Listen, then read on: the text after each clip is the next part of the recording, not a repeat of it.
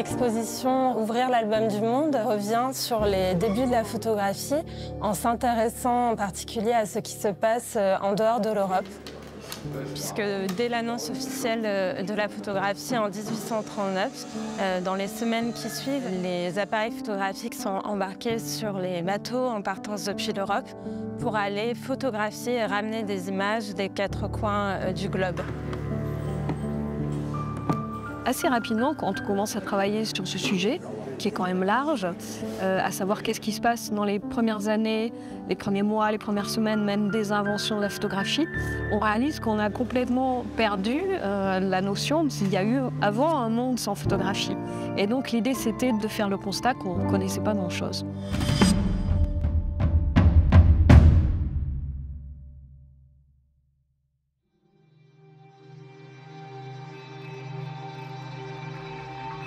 Cette exposition de photographie ancienne commence par une œuvre qui est une œuvre contemporaine et une œuvre textile qui reproduit la première photographie faite sur le continent africain.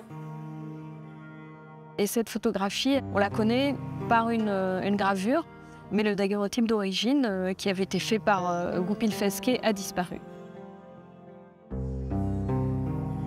Cette image représente l'extérieur du harem du Pacha Mehmet Ali. C'est une œuvre vraiment très significative, assez importante, qui, je pense, parle bien aux visiteurs d'emblée sur le déplacement de qu'est-ce que c'est que la photographie et de la photographie reproduite, notamment.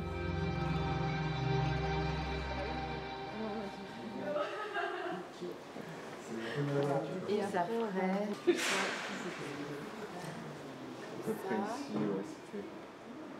Alors ici, on a les premiers exemples, en fait, les premières photographies qui ont été réalisées sur la côte de l'Est de l'Afrique, donc entre Mogadiscio, Mombasa, Zanzibar. Et donc on a ces premiers portraits qui sont assez fascinants en tant que daguerréotype, parce que c'est une technique assez difficile à faire, ça demande quand même une certaine maîtrise, un certain matériel. Et c'est pour ça que ces images-là, elles sont plus ou moins visibles. Et on les a sélectionnées aussi pour ça, pour montrer cette fragilité de l'apparition de l'image. On la voit, on la distingue, mais ça reste toujours des images miroirs dans lesquelles on se voit au début, ces images qu'on perçoit par réflexion. Donc le daguerréotype, c'est une des toutes premières techniques de photographie qui ont été mises au point dans les années 1830. Et en tout cas, c'est la première technique qui a été divulguée de façon extrêmement large dans le monde. Et donc dans cette partie-là, on va présenter plusieurs exemples de photographies en rapport avec cette question de la représentation de l'étranger. Donc ça va être vraiment des éléments très nouveaux qui vont être apportés parce que ces photographies sont peu connues. Mais on va aussi avoir des productions locales avec notamment la production de plusieurs daguerréotypistes colombiens, mexicains et pas seulement par des Européens. On a aussi dans cette partie-là des images assez exceptionnelles, elles sont toutes exceptionnelles, mais il y en a une en particulier qui présente aussi un paysage. On a cette image prise vraiment en hauteur, donc on nous dit 16 000 pieds, donc c'est vraiment une hauteur très haute dans les Andes, et où on a ce profil de montagne, dont je ne désespère pas qu'un jour on va arriver à identifier le lieu précis.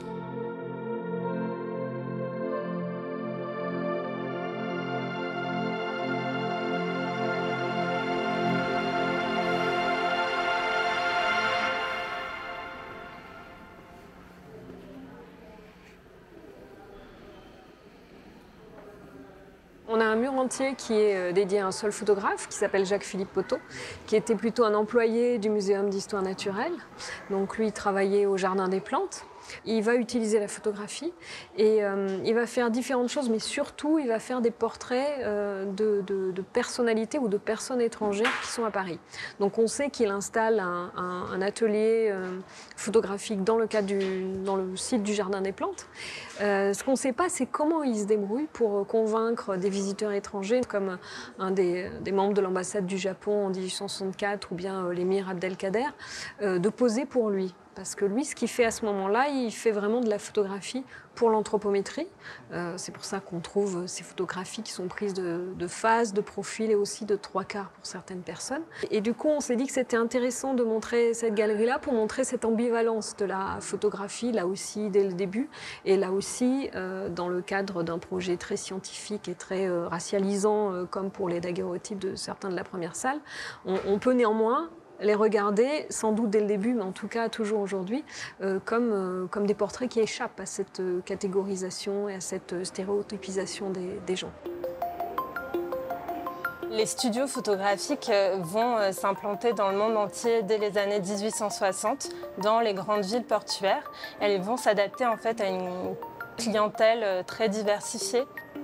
On va recréer des mondes imaginaires, des géographies artificielles avec des accessoires, des décors, des fonds peints qui vont accentuer un certain exotisme pour satisfaire une clientèle européenne, voyageur. Le décor du studio va devenir aussi rapidement le lieu où une clientèle locale va souhaiter se représenter et fabriquer une image de soi et de ses proches.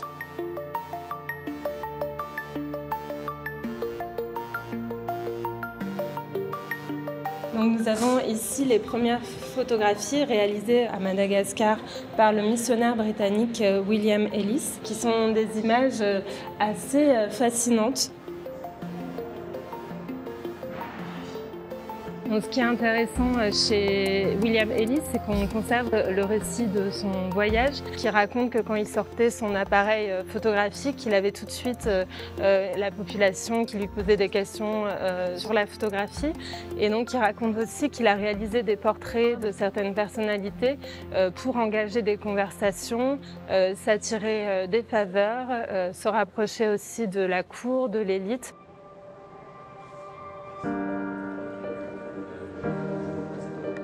On sort du studio pour là aller vraiment s'intéresser à des pratiques des premiers photographes.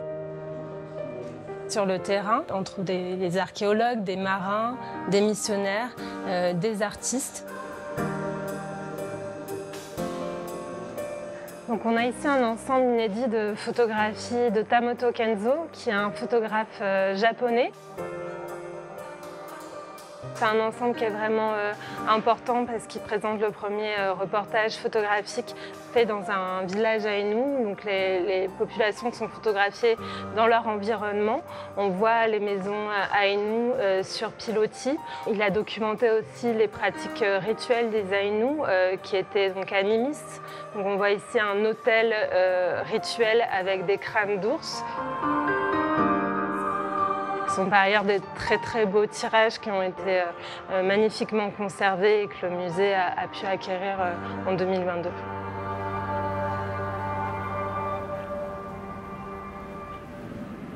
Il va y avoir un mécénat très important de la photographie dans les cours royales et princières, particulièrement en Iran, en Thaïlande, en Inde et à Java.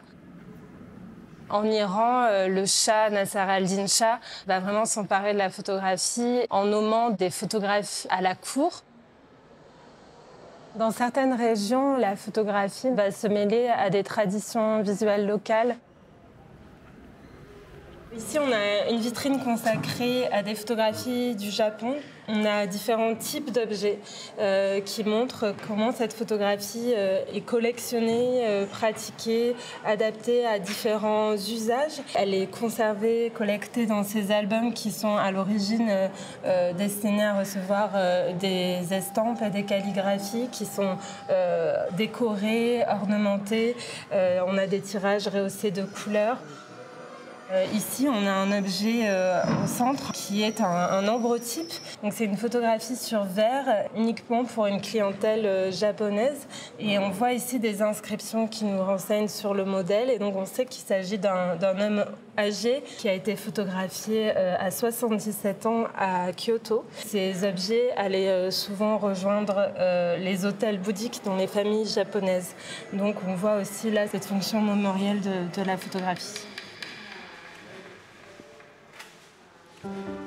On a cette image qui est assez fascinante parce qu'elle montre une scène liée à des funérailles avec ce groupe de personnes qui posent vraiment face à l'appareil avec des regards très très droits. Et puis quand on regarde attentivement l'image avec cette grande inscription Long John, on voit aussi qu'il y a un personnage qui est assis ici qui est en fait décédé. Donc il s'agit vraiment d'une photographie post-mortem et son fils lui tient la mâchoire et c'est une manière de signifier qu'il est vraiment bien l'héritier de son père. Donc c'est une image assez fascinante dans sa composition, dans son graphisme, mais aussi dans sa signification, dans ce qu'elle dit, dans le rapport à la mémoire, dans le fait de poser le pouvoir à travers la photographie.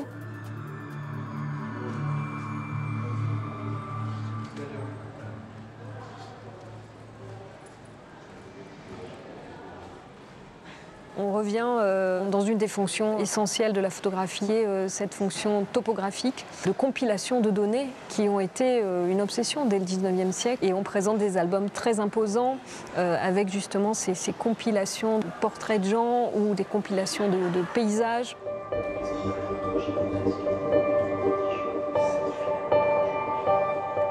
On est vraiment dans ce contexte d'expansion coloniale et donc l'art pratique est souvent lié à documenter les populations.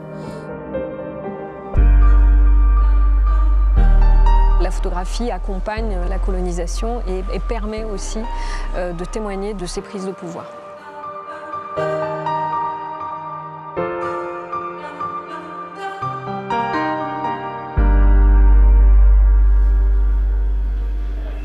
On revient là dans cette partie sur la question des limites, surtout la limite éthique, donc avec la question de la photographie dans les conflits, à quoi ça sert de montrer les conflits, qu'est-ce qu'on veut montrer à travers ça. Et surtout, on va terminer avec un album très spécifique qui parle d'un cas très précis de restriction de la photographie dans un territoire du monde, et ça de façon très très tôt. Donc ici, on est à la fin de l'exposition et on a cette dernière œuvre, ce dernier album. Il regroupe plusieurs images qui ont été faites par un journaliste qui s'appelle George Wharton James autour des années 1890. Et en fait, à ce moment-là, aux États-Unis, dans les années 1890, il y avait une cérémonie chez les Hopis qui attisait vraiment la curiosité des étrangers parce qu'il y avait différentes étapes, mais il y avait un moment très spectaculaire. C'était le moment où les danseurs Hopis dansent en tenant des serpents vivants de leur bouche. Donc du coup, ça a suscité la curiosité. Beaucoup de gens voulaient assister à ce rituel et voulaient le photographier. Or, justement, c'est cette intrusion qui a déclenché des réactions de protection des Indiens Hopis et qui finalement a abouti à une première loi d'interdiction. C'est un des premiers lieux dans le monde où il y a eu une législation pour protéger des gens ou des actes ou des cérémonies de la photographie.